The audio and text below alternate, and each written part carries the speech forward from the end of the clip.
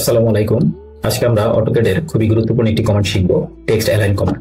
আমাদের মধ্যে অনেকেই টেক্সট অ্যালাইন করতে গিয়ে এভাবে মুভ করে থাকি, মুভ করে একটা একটা করে এভাবে নিয়ে আসি। আসলে এটা কোনো সঠিক পদ্ধতি নয়, কিন্তু আমরা যদি টেক্সট অ্যালাইন কমান্ডটি ইউজ করি তাহলে খুব সহজেই এই কাজটি আমরা করতে পারি। তো চলুন দেখি কিভাবে টেক্সট অ্যালাইন কমান্ডটি ইউজ করব। ধরুন আমার এই টেক্সটগুলো একটু এলোমেলো আছে, এটাকে আমি একটা অ্যালাইনমেন্টে নিয়ে আসবো।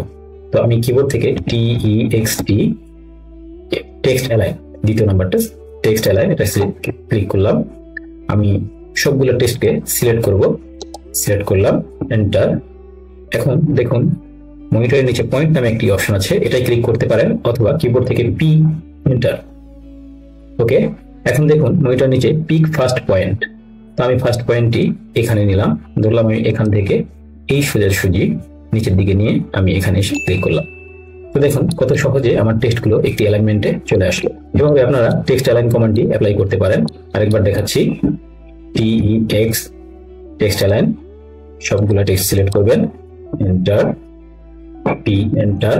আমি ধরি এখানে আমি এই অ্যালাইনমেন্ট আমি নিব, first point, second point, enter.